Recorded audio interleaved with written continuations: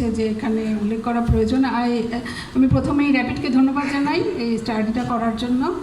I assume this study is the background paper of proceeding for taking phase 2 of EC4J.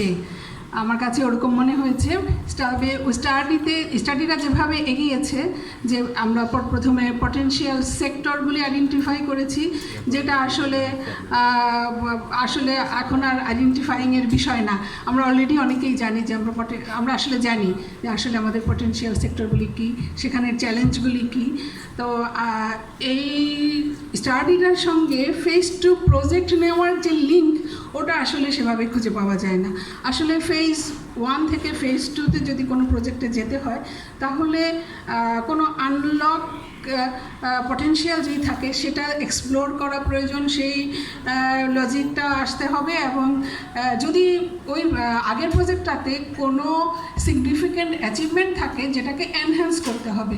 যদি আমরা দেখতে পেতাম যে আসলে কোনো অ্যাচিভমেন্ট আছে যেটা এনহ্যান্স করা প্রয়োজন, স্টাডিতে যদি সেটা উঠে আসতো তাহলে খুবই ভালো হতো। আরেকটা বিষয়, এই প্রজেক্টের 47% হলো সিভিল ওয়ার্ক, নিয়ার 50% হলো সিভিল ওয়ার্ক। বেশ কিছু লজিস্টিক ইনফ্রাস্ট্রাকচার তৈরি করা হবে।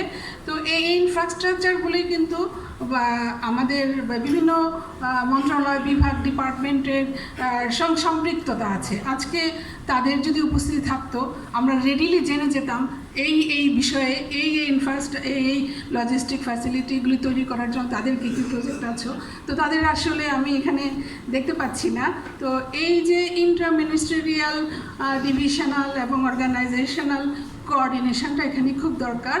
তাদের যদি ওনারশিপ না থাকে, তাহলে এই ধরনের ইনফ্রাস্ট্রাকচার কিন্তু আসলে কার্যত কোনো কাজে আসে না, যেটা অতীতে আমরা অনেকে বলেছেন, আমাদের অভিজ্ঞতা দেখেছি। তো আমার মনে হয় এই দুইটা বিষয়ের উপর যদি আমরা ফোকাস করতে পারি, তাহলে এটা একটা চমৎকার প্রজেক্ট হতে যাচ্ছে। ধন্যবাদ। Thank you. ইপিপি